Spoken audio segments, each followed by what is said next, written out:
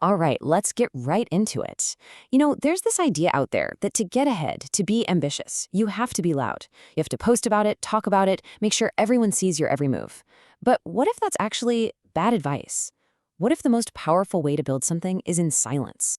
And that's really the core idea we're going to unpack here. The simple truth that real, meaningful progress doesn't need a constant audience. In fact, sometimes that audience is the very thing that can kill an idea before it even has a chance to grow.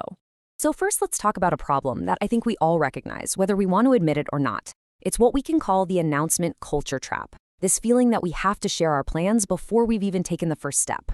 I mean, think about it. You get an idea, you post, so excited for this new project, and bam, the likes start pouring in, your friends are all cheering you on, and it feels great. You get this rush of validation. You feel like you've already accomplished something. But what have you actually done? Nothing. That feeling of progress is an illusion, and frankly, it can be really dangerous for your actual goals. This slide just nails the two different ways you can operate. On one side, you have performing. This is when you're hooked on applause. You're running on external pressure. You're basically just chasing the next dopamine hit from someone else's approval. But on the other side, you have building. And that's totally different. It's about being attached to the outcome, fueled by your own internal drive. And that's the mode that actually creates real results. It's so easy to mistake the noise for progress, right? But the dopamine you get from a post, that's temporary. It fades in minutes. The leverage you gain from actually executing your plan, that's real. That's permanent. And that's the whole ballgame. Okay, so if constantly announcing everything is a trap, what's the alternative? Well, this is where we need to totally reframe how we think about silence. It's not a weakness. It's not hiding. It's a strategic weapon. It's an incubation period. So what does building quietly actually mean? Look, it's not about being secretive or afraid. It's the opposite. It's about intense concentration. It's about creating a protected space, like a greenhouse, where your energy is focused and your ideas can actually mature without being distorted by a million outside opinions. And the benefits of working this way are just so practical. You get to refine your idea without the pressure of performing. You can run tests without worrying about public failure.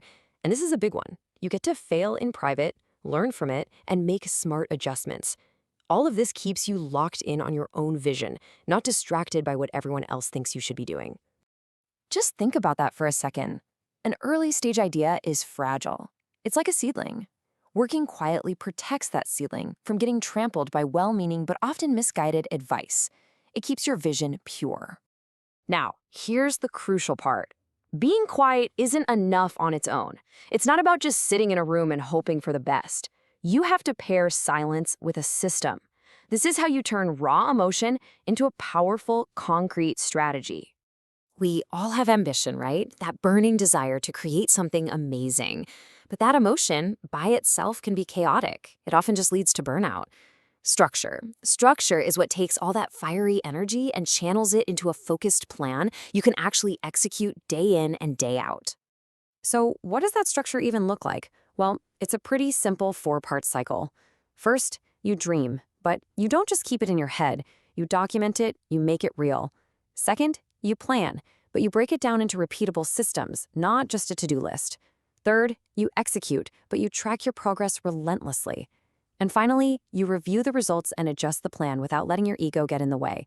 Then you just repeat the cycle. I mean, this quote just says it all, doesn't it?